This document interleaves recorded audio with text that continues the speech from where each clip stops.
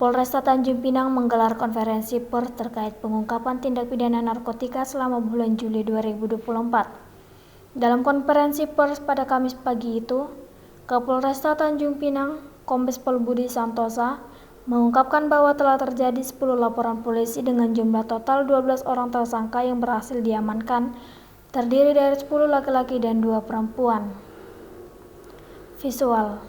Dari laporan dan 12 tersangka, Polresta Tanjung Pinang mengamankan barang bukti yang disita terdiri dari sabu seberat 20,44 gram dan 52,5 butir pil ekstasi.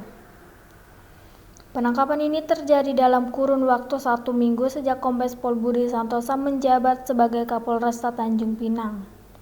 Kombes Pol Budi Santosa memaparkan identitas 12 tersangka, yaitu HS 33 tahun, SD 31 tahun, JN 25 tahun, OL 27 tahun, NO 30 tahun, YS 30 tahun, AS 26 tahun, UJ 56 tahun, DH 35 tahun, IK 31 tahun, HR 31 tahun, dan TN 44 tahun yang diringkus Satres Narkoba di lain tempat. Menurut keterangan Kapolresta, ke-12 tersangka ini ada kemungkinan saling berkaitan dalam jaringan narkoba. Namun, hal ini masih dalam proses penyelidikan lebih lanjut. Dari pemeriksaan ini semua para pelaku ini belum ada yang residivis. Pertama kali kita tangkap terkait kasus narkoba ini, tetapi kita masih dalam. Yang namanya narkoba pasti ada jaringannya, mungkin dari bandarnya, kemudian pengedarnya, kemudian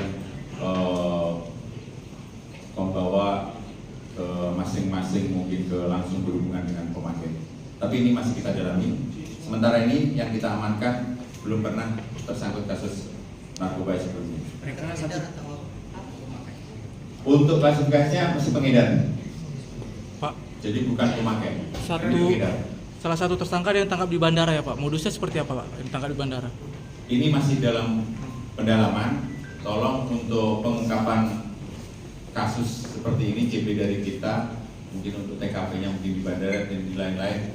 Ini salah satu strategi kita, tidak mungkin kita ungkapkan di depan umum. Nanti malah menjadi pembelajaran bagi para pelaku. Oh, bisa menghindari karena cara nangkapnya seperti ini, nanti bisa mencari cara lain kalau seperti itu. Itu merupakan satu teknik. Dari jumlah barang bukti yang berhasil diamankan, para tersangka diduga masih dalam tahap pemakai hingga kurir dan belum ada yang mencatat sebagai residivis.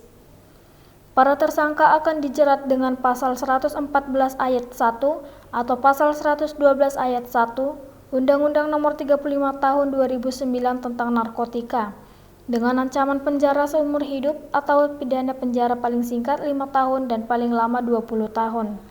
Oktarian melaporkan dari Tanjung Pinang.